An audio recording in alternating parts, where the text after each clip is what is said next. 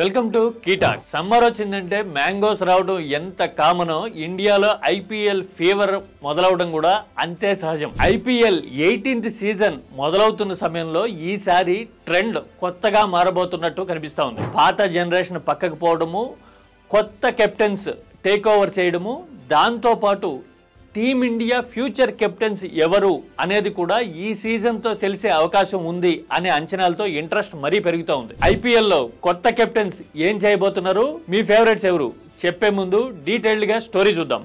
Don't forget to subscribe కీటాక్స్.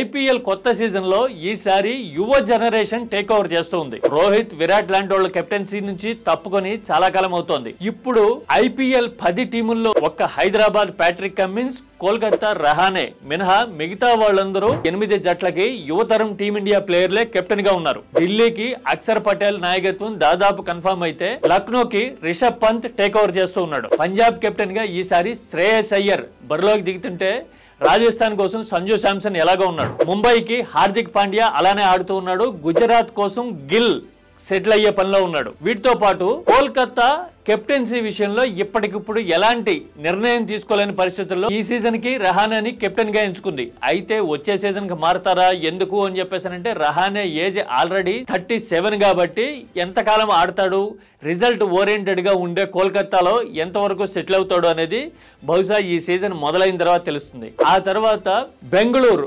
ఆశ్చర్యకరంగా రజత్ పటేదార్ ని captain గా ప్రకటించింది. చెన్నైకి ఎలాగో రుతురాజ్ గైక్వాడ్ ఉన్నాడు. ఐపీఎల్ లో ఏకైక ఫారెన్ కెప్టెన్ ఉన్న టీము మన సన్ రైజర్స్ మాత్రమే. అయితే వీళ్లలో ఇప్పుడు టీమిండియా కెప్టెన్సీ రేస్ లో ఉన్న ప్లేయర్లు పగ్గాలు అందుకునేసరికి ఒక క్యూరియాసిటీ పెరుగుతూ ఉంది. కోల్కతాకి ట్రోఫీ అందించినా గానీ షారుఖ్ ఖాన్ కెప్టెన్ శ్రేయస్ అయ్యర్ ని వదులుకోవడం అనేది ఆశ్చర్యంగా ఉంది. అంటే ట్రోఫీ గెలవడంలో శ్రేయస్ కెప్టెన్సీ కంటే కూడా ప్లేయర్లు రసెల్, నారాయణ లాంటి వాళ్ళ కాంట్రిబ్యూషన్ వల్లే ట్రోఫీ గెలిచామని కోల్కతా అనుకుని ఉండొచ్చు. అందుకోసమే శ్రేయస్ తనదైన ముద్ర వేసేందుకు టీమిండియా వన్డే కెప్టెన్సీలో నేను ఉన్నాను అని చెప్పేందుకు ఇప్పుడు పంజాబ్ కెప్టెన్సీని ఒక అవకాశంగా తీసుకుంటున్నాడు. అలాగే విరాట్ కోహ్లీ తర్వాత అంత సక్సెస్ఫుల్ వన్డే ప్లేయర్ అనే ముద్ర పడుతూ ఉన్న శుభ్మన్ గిల్ కూడా వన్డే కెప్టెన్సీ రేస్ లో ఉన్నాడు.